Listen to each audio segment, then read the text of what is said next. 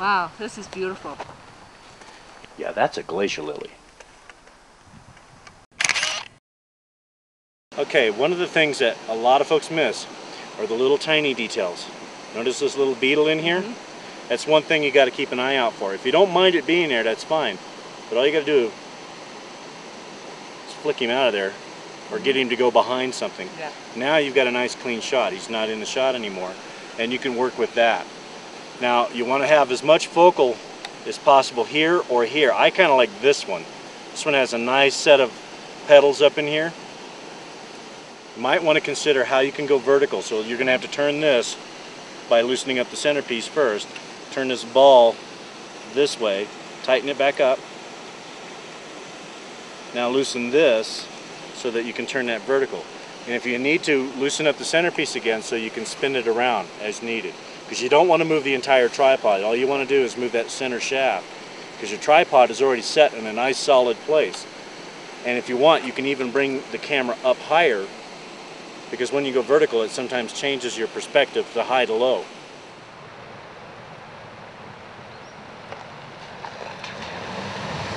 Often overlooked in nature photography is the sheer adventure of discovery.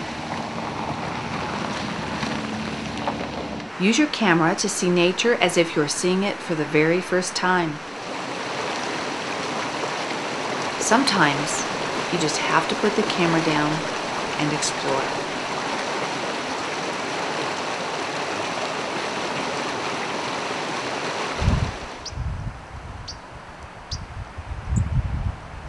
Let nature be your inspiration.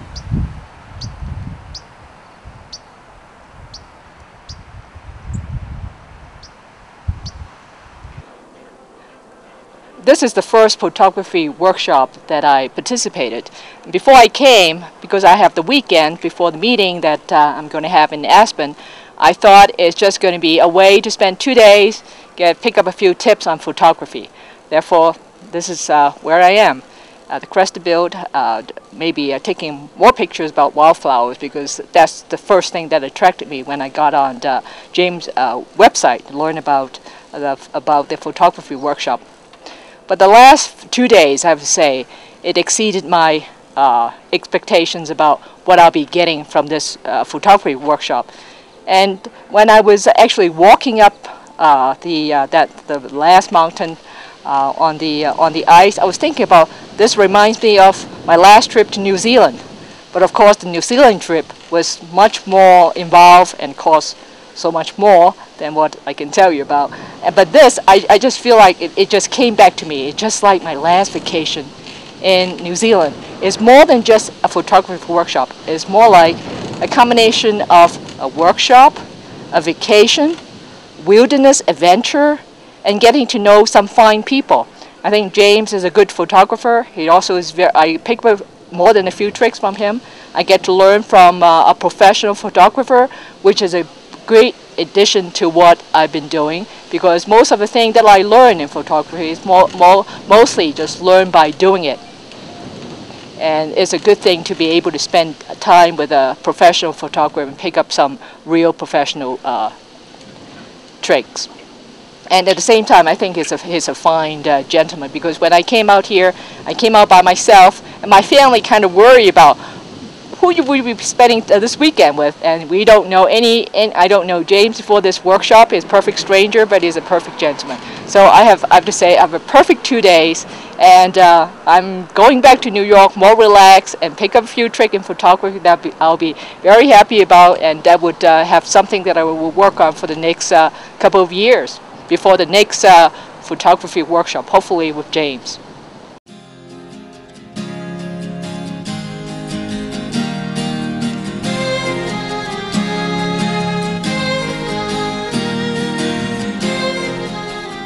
Between Denver and Colorado Springs lies a hidden gem called Castlewood Canyon State Park. State Park naturalist and guide Dan Larson will take you through the canyon, capturing its mysterious beauty. Dan will share some of the local history about the park and insight into some of the indigenous plants and wildlife. Castlewood Canyon State Park is open all year round. Each season offers unique opportunities for the nature photographer. As we look back across the canyon here, we see that really appears to be a wilderness area, and but really not very far away there is an industrial area and a quarry where we might hear sounds of the trucks and different machinery going, but it just shows the uniqueness of this area, and it has been designated a natural area. So I don't know, I think it's just a special place to be when we're just not that far away from development, because there are homes nearby and people that have a great area to live in. Just an example of the poison ivy that we have in the park. It is definitely something that you have to be aware of. It is all along the trail and many of our trails here. It does turn a brilliant red in the fall, and with other things here too, it's just a great time to come photograph in the fall. This is prickly poppy, and as you can see, a lot of spines on it. It's a good time to be seeing that now, and if I can just grab this and turn this around, you can see a little beetle right on that petal there. So that's a nice shot. Beautiful leaves on this plant too.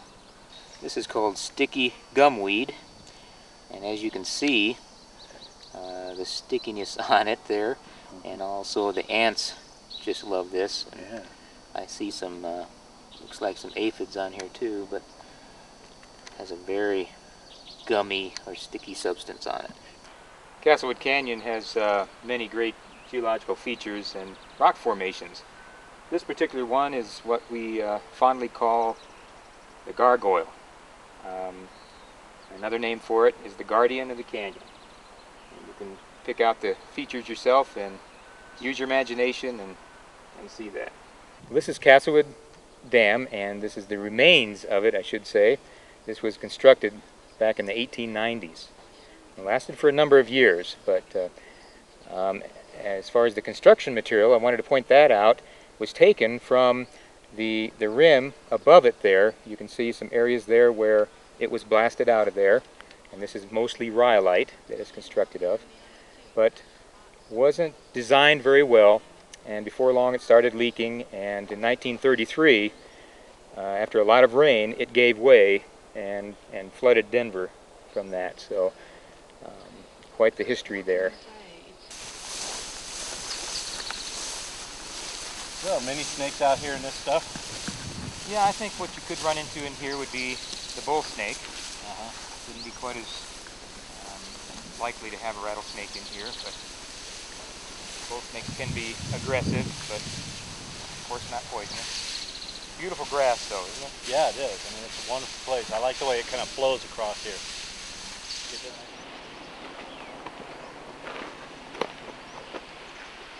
Wow, this is great. I mean, I really want to say thank you for bringing us up here. We really enjoyed it.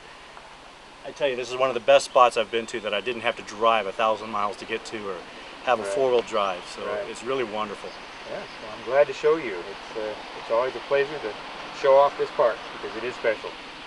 That it is. You were telling me that there's a visitor center right near here. Yes, that's right. Over on the other end, when you come in the south entrance of the park, there is a new visitor center. It was built back in the early 90s, but it is very nice and worthwhile to visit if you come here. So. Well, we plan on doing that. We're going to go right out there right after we get done here. We're going to head on over there and probably get some cold water right. and get some things going. Okay. But thank you for showing us your great park. We really enjoyed it. All right, you're welcome. Well, that brings to close another little episode of things going on here. And just goes to show you, once again, you don't have to drive 1,000 miles to get to a great place. We're only 30 miles from Denver, not too much further away from Colorado Springs. So you can come up here with your family, great locations. But one thing I always recommend, bring a lot of water. There's no such thing as too much water. You get dehydrated very easily out here, and it's always safety first. But until then, we look forward to having you on our next workshop. Thanks for coming out.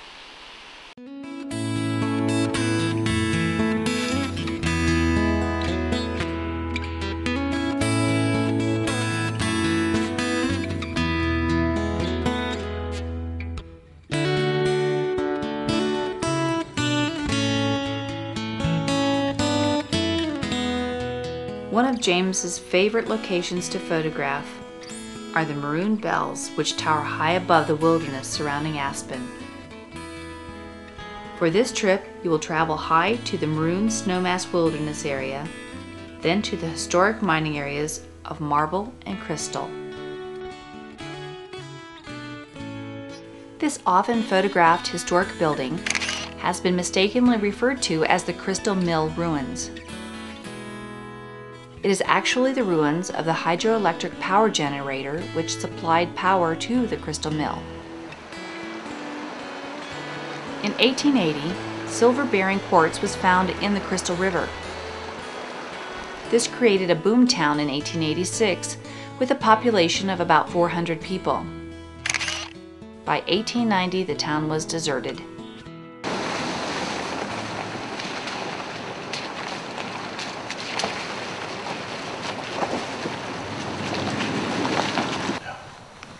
What do you have? It's not shooting? Mine wasn't reading either, but... James, am I still metering the water? Okay, yeah, meter right down here where the light is actually reflecting off the water. The gold? Take a reading off of that, and then when you pull it back up and you drop your neutral density down, it's going to balance it out with the sky, because the sky is about 2 or 3 stops different. It's telling me 1.5 seconds at 22. Yeah. Is that right? That should be pretty nice. Camera says that's dead on. Okay, we'll go with that. Okay. Is it right where it was before? Yeah. Okay. Okay. And the moon's in it. What I did though is I did use a neutral density on mine because I wanted the entire thing balanced, because this time I metered down here on this water. Yeah. And I picked a light area where the snow was actually reflecting. What's the point of metering on the water as opposed to just on the aspen? The reason why, because I want the water the same tone as I want the sky on that. So should I be metering on the water? If you want that. You know, I saw you were actually isolated more. You barely had the water in your shot. Well, I'm doing a vertical Okay. now though, so In I've this got case, a yes, lot I more would meter water. on the water. Well, we finished up a pretty good time out here in Aspen. As you can see, we don't have quite the color that we would like to have for fall colors, but that's the one thing about nature, is that we don't control it. We have to learn how to roll with it a little bit and make the most out of a situation, which is what we brought a lot of filters up here for. We talked a little bit about the neutral density filter and how to properly use that, right along with the polarizer filter. Then we talked a little bit about compositional bracketing, working from a horizontal point of view and a vertical point of view, as well as changing your height and left and right on your cameras. That way you have a chance to change around your scene a little bit without having to do a lot of moving around. So as we go on a little bit further down this series, we hope that you understand that everything that we do is just a suggestion on how to make your shots better than they are already. There's no wrong move at all. There's only a better and different move. So thanks a lot for coming out. We hope to see you again soon. Hi, I'm Elizabeth Heath from Big Bear Lake, California, and I've just completed a workshop